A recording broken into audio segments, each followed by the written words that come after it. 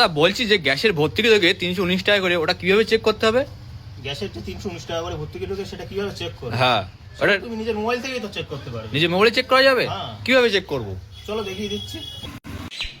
প্রথমে আপনারা গুগলে আসবেন, গুগলে এসে লিখবেন এলপিজি গ্যাস। এই এলপিজি গ্যাস এখানে ক্লিক করবেন। তারপরে প্রথমে যে ওয়েবসাইট সাইটটা আসবে মাই এলপিজি হোম, এখানে ক্লিক করবেন। তারপরে এমন একটা ইন্টারফেস সামনে আসবে, দেখুন 3টে গ্যাসের সিলিন্ডার আছে। আপনার যে গ্যাস সেই গ্যাস ক্লিক করবেন।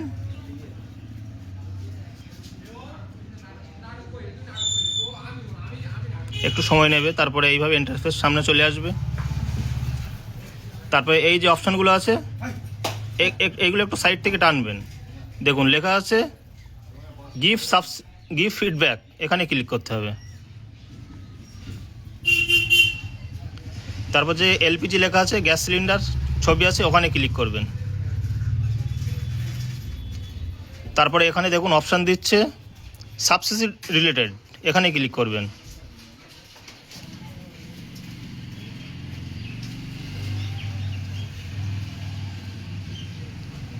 তারপরে এখানে দেখুন অপশান দিচ্ছে সাবসিডি নট রিসিভ, এখানে ক্লিক করবেন।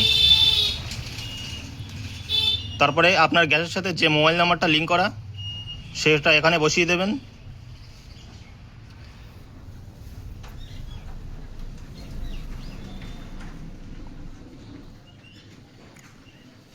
তারপরে যে সাবমিট অপশান দিচ্ছে এখানে ক্লিক করবেন।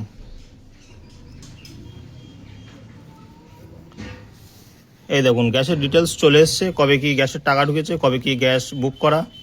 এই দেখুন এটা অর্ডার ডেট হচ্ছে 2/12/2025, কবে ডেলিভারি দিয়েছে সেটাও 3/12/2025, কত টাকা সাবসিডি ঢুকেছে এই 319 টাকা করে দেখতে পাচ্ছেন।